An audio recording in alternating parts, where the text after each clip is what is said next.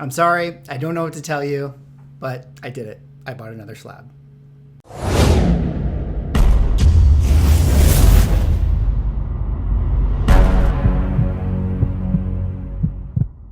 Ladies and gentlemen, welcome back to another video with Swagglehos. And in this video, I got a big book to show off to you guys here today, one that I purchased on FOMO, but I am still very, very excited that I got it. And after I show you guys the book later in the video, I do want to talk about the idea of FOMO and how you can kind of maybe use it to remind yourself of the books that you actually want in your comic book collection. But before I get into the book reveal, if you guys could drop me a like or a comment or subscribe if you're enjoying the content, help support the channel, do one of those things, and I would appreciate it. All right, that said, let me kind of set the stage before I show you guys the book here. This was one that I have always wanted in my collection, but I kind of always sort of had it as like a tier 2 purchase for myself because, you know, if you guys don't know, I am trying to do an Avengers Grail run 1 through 100. So a lot of my priorities have shifted to focusing on key books within that run. But this is one that I always really, really wanted. And one of the things that came up recently is a certain news cycle talking about this particular character showing up in a potential movie. And that kind of got, you know, the FOMO brewing in myself and really, really made me nervous over the fact that I might miss my opportunity to get this book at least a price point that I felt like was still respectable. Although that said, as you guys know from the thumbnail, I ended up spending around $800 or so for this book. So it's still pretty expensive, but because of all the rumors, it really pushed me to want to make this purchase. And you know, I happened to be, as you guys know, I was in Vancouver, and I went to one of these stores that I made a video about actually last time, called Golden Age Collectibles. And I was in the store and I was looking at all the books and browsing stuff. And there was nothing really that I saw that I really, really wanted.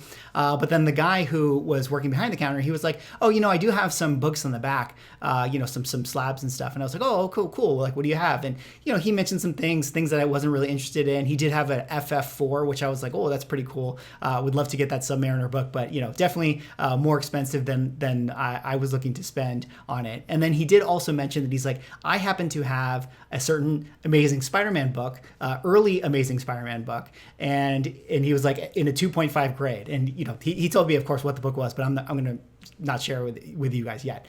So he said he was like in 2.5 grade, and that, like, you know, light bulbs went off automatically, and I was like, ooh, that feels like around the price point that I would like to spend for a book like this. So he was like, oh, let me pull it out for you. And he brought it up to me and he showed it to me and it looked beautiful. And I was definitely already drawn to it. And then I asked him, you know, what would the price be? And he was like, oh, I can give you FMV based on, you know, GPA analysis, what the recent sales are. So, you know, he averaged them out, gave me a decent deal, even based on those averages. And lo and behold, I decided to pull the trigger and buy one of the books on my 2021 wish list, which is right here, Amazing Spider-Man #6, first appearance of the Lizard at a 2.5 grade. And this is a book that I think I've talked about on the channel a few times. I made a video last year that was my 2021 Xmas wish list books, and this was one of the books on it. And this kind of is where it sort of leads me to like the FOMO aspect, where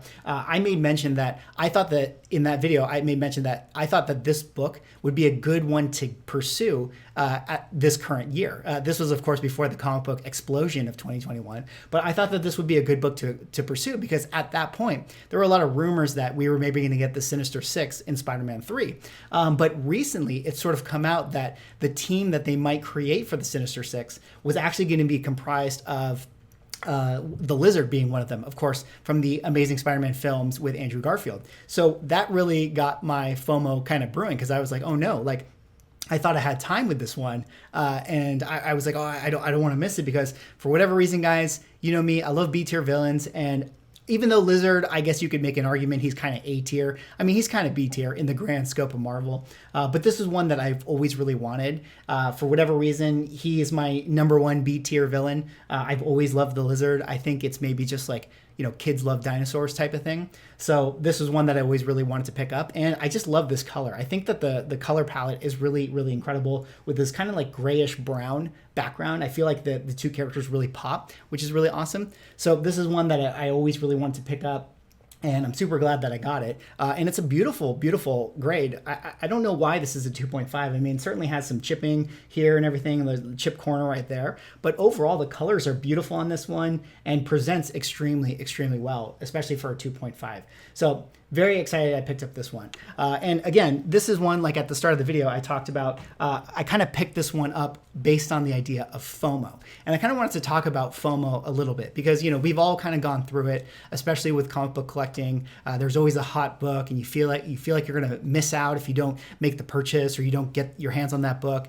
And that can be a bad thing because, you know, ultimately FOMO can push you to make purchases for things that you actually don't really care about. You're just hoping like, oh, I want to get it because maybe I can flip it, or I want to get it because, oh, it's going to be hot. But you end up making these sort of impulse buys that, you know, maybe you end up regretting later on, or maybe there's spec books that you get on FOMO that don't end up panning out in any kind of way. And those are the types of FOMOs that you definitely want to try to control, and you definitely want to try to resist making those purchases when you can. But there are certain types of books, certain types of FOMO that I think it can be helpful to listen to when it comes to, you know, comic book collecting in general, or like we as comic book collectors, because I'm sure like you guys have, you know, like me, you have a list of books that you really want in your collection. And, you know, for me, it's something where it's like I keep a running list that I'm always updating, right? I'm always kind of checking in with myself. What books do I want? What am I prioritizing? And, you know, in any given month, the priority can shift. You know, like I mentioned earlier that, you know, I've been focusing on Avengers books so much that some of the books that I had on my 2021 wish list have definitely taken, you know, the back seat compared to some of the Avengers purchases.